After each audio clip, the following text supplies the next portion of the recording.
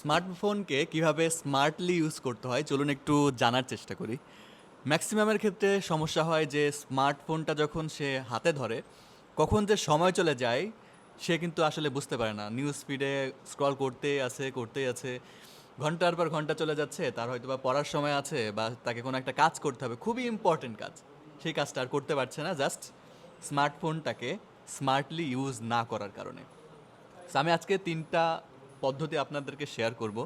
এই ৩টা পদ্ধতি যদি আপনারা একটু ভালোভাবে ফলো করেন দেখবেন স্মার্টফোনটা আপনি স্মার্টলি ইউজ করতে পারবেন এবং এটাকে আপনার দাস বানাতে পারবেন, আপনি স্মার্টফোনের দাস না হয়ে। সো প্রথমেই ১ নাম্বারে যেই কাজটা করবেন, যে সকল অ্যাপগুলো আপনার অনেক বেশি পরিমাণে ডিস্ট্র্যাকশন তৈরি করে সেই অ্যাপগুলোকে আপনি নোটিফিকেশনগুলো অফ করে দিবেন। যেরকম ফেসবুকের নোটিফিকেশন আছে, তারপরে অনেক ধরনের ইনস্টাগ্রাম বলেন বা আরও নানান ধরনের সোশ্যাল মিডিয়া প্ল্যাটফর্ম যেগুলো আছে সেগুলো নোটিফিকেশনগুলো আছে। আপনার এই ধরনের প্ল্যাটফর্মের নোটিফিকেশন ইনস্ট্যান্টলি পাওয়াটা কিন্তু ততটা বেশি ইম্পর্টেন্ট না, এবং এটা আপনি খুব ভালোভাবে জানেন। তারপরেও যেন কীরকম মনে হয় যেন আমি কিছু মিস করে ফেলছি, আসলে কিন্তু আপনি কিছুই মিস করছেন না। এবং এটা আপনি যদি ১ ঘন্টার জায়গায় যদি আপনি ৫ ঘন্টা পরে গিয়েও এই নোটিফিকেশনটা দেখেন বা অ্যাপের ভিতরে যেয়েও দেখেন, আপনার কিন্তু আহামরি তেমন কোনো ক্ষতি হবে না। সো সোশ্যাল মিডিয়া প্ল্যাটফর্ম যেগুলো আছে, যেগুলো আপনার তেমন একটা লাগে না কিন্তু আপনার মনে হচ্ছে হয়তো লাগে, যেখানে আপনার টাইম অনেক বেশি পরিমাণে ওয়েস্ট হয়, এই ধরনের অ্যাপের নোটিফিকেশনটাকেই বন্ধ করে ফেলবেন। দেখবেন আপনার ফোনের প্রতি যে খানিকক্ষণ পর পরে আসক্তি, একটা টুং করে আওয়াজ হলো, আপনার ফোনের কাছে চলে যাওয়া, ফোন ব্রাউজ করা শুরু করা, যেই কারণে আপনি নোটিফিকেশন থেকে অ্যাপটার মধ্যে গেছেন, সেখানে আপনি নাই, অন্য কাজ করছেন। সো ওই জায়গা থেকে কিন্তু আপনি বের হয়ে আসতে পারবেন। সো নোটিফিকেশনটাকে অফ করতে হবে।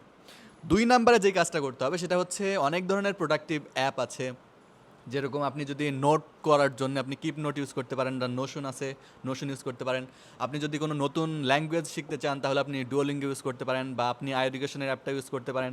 আবার কিন্ডেল অ্যাপ আছে, যেখানে আপনি একদম বই পড়তে পারবেন অনেক সহজে, আপনার কোনো ধরনের ডিস্ট্রাকশন ছাড়া। এই টাইপের যে সকল অ্যাপগুলো আছে যেগুলো আপনার educational and productive at the same time. So এই টাইপের অ্যাপগুলো যখন আপনি ইউজ করবেন দেখবেন আপনার ফোনের প্রতি যে আলাদা রকমের একটা অ্যাট্রাকশন সেটা কিন্তু আর থাকবে না, এবং ফোনটাকে আপনি আপনার নিজের মতো করে, যেখানে আপনার আসলে প্রোডাক্টিভ ওয়েতে ইউজ করা যায় সেখানেই কিন্তু আপনি ইউজ করবেন।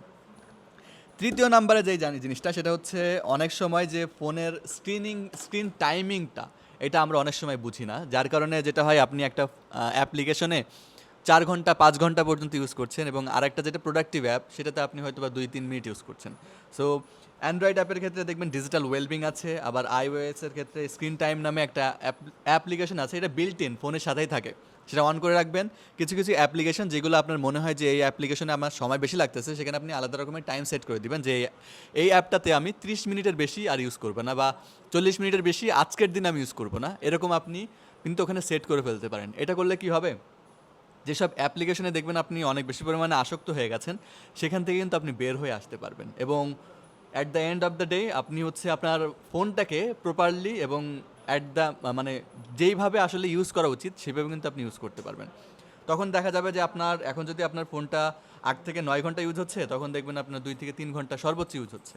সো এই ৩টা প্রসেস যদি আপনি ফলো করেন দেখবেন আপনার ফোনের প্রতি আলাদা রকমের যে আসক্তি সেই জিনিসটা আর থাকবে না। সো আপনি আপনার ফোন বর্তমানে কত ঘন্টা ইউজ করেন সেটা কিন্তু আমাদেরকে কমেন্টে জানাতে পারেন, এবং ইন ফিউচারে আপনার টার্গেটটা কি সেটাও কিন্তু আপনি আমাদেরকে জানাতে পারেন। সো দেখা হচ্ছে পরবর্তী ভিডিওতে। Stay productive.